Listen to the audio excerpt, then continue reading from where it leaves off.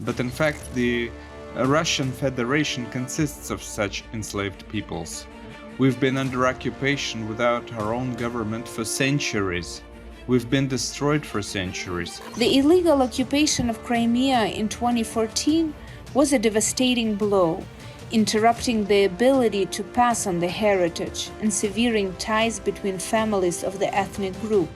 At first, our people were massively assimilated, Russified, turned into a lumpenized mass whose territories were plundered and continue to be plundered for resources. Hello and welcome to Ukraine in Flames, a special project by Ukraine Media Center, an NGO Euro-Atlantic course, and I'm your host, Myroslava Yaremkiv. On August 9th, the world celebrates the International Day of Indigenous Peoples. This tradition began in 1994, when the UN General Assembly established a day of annual solidarity with peoples who are minorities in their historical homelands. In Ukraine, the foundations of state policy regarding indigenous peoples were established in 2021 with the adoption of the Law on Indigenous Peoples of Ukraine. This law affirms that indigenous peoples have the right to self-determination within the territory of our state, and it enshrines their cultural, educational, and linguistic rights. In today's episode, we're going to discuss the history and culture of Ukraine's indigenous peoples and how Russia's aggression threatens the preservation of their identity and cultural heritage. If you want to learn more about the subject, please continue watching this video and subscribe to our channel so that you don't miss our videos in the future. The Erzya are one of the largest Finno-Hungarian groups in Russia, residing in the Volga region. In Russian censuses, they're often categorized under the exonym Mordva, alongside the Mokshans, complicating accurate population counts. The Erzya number is about 500,000 people. They speak Єrzäń, a Finno-Ugric language and one of the three state languages of the Republic of Mordovia, alongside Mokshan and Russian. Erzya practice Christianity as well as the traditional religion in Ashkenazi. They have their own system of national representative bodies and have officially condemned the Russian war against Ukraine 3 times, in 2014 and twice in 2022. More on the Erzya people, please welcome Syres Bolyaen, who also goes by the name of Olexander Bolkin, an elder of the Erzya people and head of the Erzya society in Ukraine, Єrzäń Val, the word of Erzya. I'm a representative of the Erzya people. The Erzya people have been living in the territory occupied by Russia from Nizhny Novgorod to the Urals. I'm a citizen of Ukraine, and according to various estimates, there are 10 to 15,000 Erzyans in Ukraine. Erzya soldiers are now defending the sovereignty and freedom of Ukraine in the ranks of the armed forces of Ukraine. Some Erzyans have already been killed. We buried Alexei Vyshevailov Lydyai, who died defending his Ukraine. But few people know about our peoples, who live on the territory of the Russian Federation. For many in this world, it is such a nationality, a kind of terra incognita. Maybe they know something about some exotic northern peoples, but in fact the Russian Federation consists of such enslaved peoples. We've been under occupation without our own government for centuries. We've been destroyed for centuries. We didn't give in. There were uprisings. I can tell you, but I don't have much time. Every half-century there were different uprisings. You've heard about some of them, Stepan Razin, Emelian Pugachev. Some you've never heard of, Kuzma Alexeyev, Nesmyan Vasilyev, and others. But we held out and lived to see the Soviet Union collapse. The reasons for the Soviet Union collapse were the Soviet republics that did not want to be part of the Soviet Union. Why did we survive? Moscow has been destroying us physically, turning us into Russians for centuries. We can recall the deportation of the Crimean Tatars, the deportation of the Chechen people, the deportation of the Ingush, the deportation of other peoples, as well as the genocide of the Cherkessian people, the Adyghe, for almost 300 years, with 100 years of the active phase of war. Millions of Adyghe were killed. Despite all this, we lived to see the Soviet Union collapse. Today, we pose a danger for the Russian Federation, because the existence of our peoples is a threat to the existence of the Russian Federation, because the Russian Federation is a reformatted Soviet Union. And the reasons for its disintegration are not removed. It is us, the enslaved peoples. Unfortunately, not many people understand this, but Moscow understands this very well. And that's why in the last 10-20 years they've been actively destroying our peoples. First of all, they destroy our language. Since 2017, especially when the owner of the Russian Federation announced that a child cannot be forced to learn their native language, today the situation is critical. The language is taught in most national schools, but they don't have any. Just half an hour or 45 minutes a week in schools, and in some schools 1 and 2. And very rarely do national republics have schools where the national language is taught 3 or 4 times. For example, over the last 10 years, the Erzya have lost 200,000 people, so there are 200,000 fewer of us. And so it is with all nations. Realizing this, there are movements of enslaved peoples, national liberation movements. We united in the League of Free Nations. Today it includes representatives of more than 10 nations, and we recently organized the Week of Enslaved Peoples. The League of Free Nations traditionally held rallies and pickets in dozens of cities in Europe and America, and today the League works not only with its people, but also with the whole world. We say that we exist, but sadly, today almost no one hears us. Before the event, I heard the following phrase: "We wish we could solve our own problems." In fact, we have one common problem. Our peoples and Ukraine have the same problem, which is Moscow. Ukraine cannot win if Russia is not disintegrated. This is an axiom.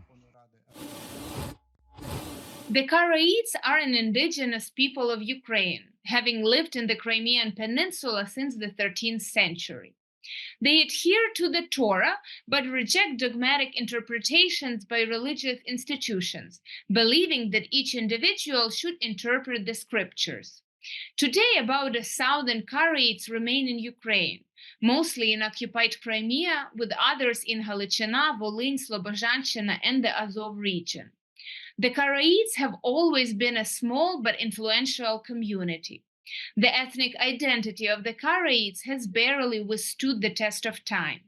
Despite the changing political processes, waves of anti-Semitism, and anti-religious campaigns of the Soviet Union, the Karaites have preserved fragments of their history and culture in the historical Ukrainian lands. More on the fate of the Karaites, please welcome Yelizaveta Lytvynchuk, member of the public organization Union of Karaites of Ukraine. Today I'm honored to tell you about the Karaites, a people whose history is thousands of years old. According to the 2001 census, only 1,196 people lived on the territory of Ukraine. This is a critically small number. And today it is scary to imagine the number that remained in the free territory of Ukraine and aren't affected by old age and diseases. Half of those on the list lived in Crimea. It isn't surprising, as the peninsula is the homeland of the people, their cultural and religious center. The illegal occupation of Crimea in 2014 was a devastating blow, interrupting the ability to pass on the heritage and severing ties between families of the ethnic group. Nevertheless, the Karaite communities in mainland Ukraine kept on working and developing. A great contribution was made by the Melitopol community. Jamaat was established there in 1991 as an ethnic cultural center. The Kala Center was also built as a platform for educational and cultural activities. In 2016, the Union of Karaites of Ukraine was formed, which managed to unite the communities of Kherson, Mykolaiv, Kharkiv, Odessa, Halych, and other regions. The community managed to develop a Sunday school to learn the Karaite language with a very large material and technical base. An ethnographic center was opened. A children's folk dance and singing ensemble was created. Another important event for us was the adoption of the 2021 law on indigenous peoples. We are very grateful that we are finally officially recognized as an indigenous people alongside the Crimean Tatars and Krimchaks. But once again, the already wounded people were attacked by Russia in 2022. Collective memory and belonging to places of historical cultural heritage are destroyed. Without exaggeration, it provokes the destruction of the Karaite people. Due to the full-scale invasion, Melitopol is under occupation with all its achievements and a very large contribution to development. We have no access to those resources now. The communities of Kharkiv, Kherson, and Mykolaiv are in the combat zone. Our brothers and sisters, like most Ukrainian citizens, lost their homes and were forced to move. The displacement of Karaite families, including abroad, has resulted in lost opportunities to pass on this cultural heritage. But despite all the difficulties, we still get together, engage in volunteer activities, socially support Karaite families, and closely cooperate with the Karaite Museum in Halych. The men of our community defend the country in the ranks of the armed forces of Ukraine. Between the last three Russian population censuses from 2002 to 2020, the number of people identified as Moldovan has almost halved. However, this decline is not the only issue facing this group. There is a significant difference between the Russian authorities and activists' views on the ethnic identity of the group. The Russian authorities believe in the existence of a people called Mordva, while activists argue that Mordva does not exist, only Erzya and Moksha. Both Erzyans and Mokshans are Finno-Ugric people with similar but distinct languages and cultures. This is evidenced not only by activists, but also by the actions of the Russian authorities. For example, the absence of Moldovan as an official language and the need to conduct events in two separate languages, even under the general label Moldovan. Denis Kovalyov, chairman of the Mokshan National Committee and director of the Ukrainian Center for Finno-Hungarian Studies, will elaborate more on this. The Mokshans, due to their territorial proximity to the imperial center, are being not only oppressed, but also literally destroyed. At first, our people were massively assimilated, Russified, turned into a lumpenized mass whose territories were plundered and continue to be plundered for resources. Now the male population, which has been brought to the point of impoverishment and alcoholic mania, is disposed of on the Ukrainian fronts in exchange for handouts of 1 million rubles in the invading army. From what the Mokshan National Committee knows, in September 2022, during the so-called mobilization, a number of national battalions were created, including the Mokshan one, Arala, translated as Defender. Approximately 300 to 500 people, not only of Mokshan but also of other national origin, volunteered for military service, and after a short-term training on training grounds, they were thrown into battle in the Luhansk sector. And by the end of 2022, this battalion was successfully destroyed by the defense forces of Ukraine. The rest of the Aralanians were reformatted and put under the command of the so-called First Corps of the LNR, a terrorist group. That is, in fact, the destruction of potential protest in human material took place. Let's call it what it is. So that to prevent riots or social protests in the places of compact residence of the Mokshas, primarily in Mordovia. Now, the Kremlin intensifies repression against national-minded national minorities, including the so-called blacklist, which included all known and previously unknown national organizations. All this is done in order to nip a potential protest in the bud, even at the level of political agitation, at the level of so-called criticism of the regime. All this is done so that none of the enslaved peoples, primarily the Finno-Hungarians, who live mainly in the European part of the Russian Federation, do not even think about gaining their own independence.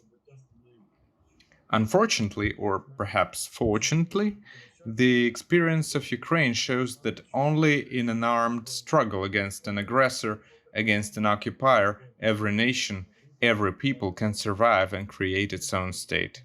I think that after the harm inflicted by Moscow on the Mokshans, those who remained in the Russian Federation, in particular in Mordovia, should finally understand that they will be able to defeat and disintegrate the quasi-empire only with the help of Ukraine and Western partners, in particular Finland, Estonia, and other Baltic countries.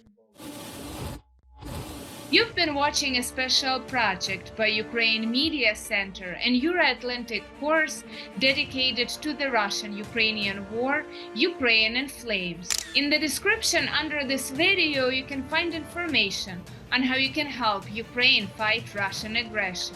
If you find our work useful, please like and share this video. Slava Ukraini!